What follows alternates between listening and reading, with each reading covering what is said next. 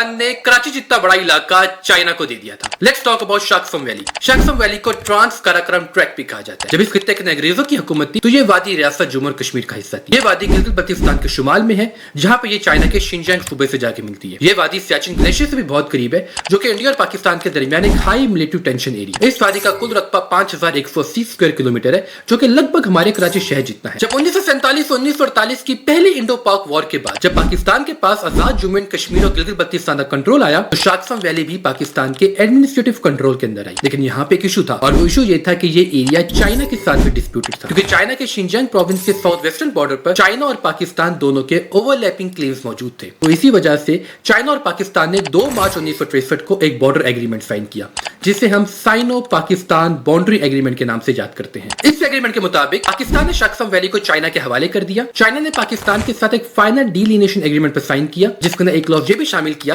कि जब मुस्तकबिल में कश्मीर का फैसला हो जाएगा तो दोनों मुल्क दोबारा से इस एग्रीमेंट को रीनेगोशिएट करेंगे। ये एग्रीमेंट पाकिस्तान और चाइना के ताल्लुकात के दरमियान एक बहुत इंपॉर्टेंस का हामिल है, क्योंकि इस एग्रीमेंट के बाद जहां पे पाकिस्तान और चाइना के बॉर्डर डिस्प्यूट खत्म हुए, वहीं पाकिस्तान और चाइना के ताल्लुकात मजीद बेहतर हो गए। शाकसम वैली एक बहुत ही इंपॉर्टेंट लोकेशन के पर वाक़ई है, जहां ये वादी पाकिस्तान के गिलगित बल्तिस्तान को चाइना के शिनजियांग सूबे से जोड़ती है। वहीं ये सियाचिन ग्लेशियर से भी बहुत करीब है, जो कि इंडिया और पाकिस्तान के दरमियान एक हाई मिलिट्री टेंशन एरिया है। अक्सर डिफेंस एनालिस्ट का कहना है कि अगर चाइना इस खित्ते के अंदर किसी भी किस्म की रोड या इंफ्रास्ट्रक्चर डेवलप करता है तो उससे इंडिया की पोजीशन सियाचिन पे 2 तरह से एक्सपोज हो सकती है, यानी कि शुमाल से चाइना और जुनूब से पाकिस्तान। इसी वजह से इंडिया इस एरिया के अंदर किसी भी किस्म की चाइनीज एक्टिविटी की सख्त मुखालफत करता है, और इसी वजह से इंडिया आज भी शाकसम वैली को जम्मू कश्मीर का हिस्सा समझता है। इंडिया का दावा है कि पाकिस्तान ने गैर कानूनी तरीके से शाकसम वैली को चाइना के हवाले कर दिया। China Pakistan boundary agreement international law के खिलाफ है, और चाइना का इस एरिया के अंदर किसी भी किस्म का रोड या इंफ्रास्ट्रक्चर डेवलप करना इंडिया की सॉवरेनिटी को चैलेंज करता है। इसी वजह से इंडिया न सिर्फ इस एग्रीमेंट को नहीं मानता, बल्कि अक्सर इसके बारे में यूनाइटेड नेशंस के अंदर भी आवाज उठाता रहता है। तो आखिर में ये सवाल पैदा होता है कि आखिर क्यों पाकिस्तान ने शाकसम वैली को चाइना के हवाले कर दिया। असल में शाकसम वैली को चाइना के हवाले करना और चाइना के साथ Sino Pakistan boundary agreement sign करना पाकिस्तान की दूरअंदेशी की निशानदेही करता है। जहां पे पाकिस्तान ने ये एग्रीमेंट साइन करके चाइना के साथ अपने बॉर्डर डिस्प्यूट को खत्म किया, वहीं पाकिस्तान को चाइना की सूरत में एक ऐसा पार्टनर मिला जिसके साथ पाकिस्तान के इकोनॉमिक, मिलिट्री, कल्चरली और टेक्नोलॉजिकल तौर पर बेमिसाल ताल्लुकात है। तो ये वो वजह थी जिसकी वजह से पाकिस्तान ने शाकसम वैली को चाइना के हवाले कर दिया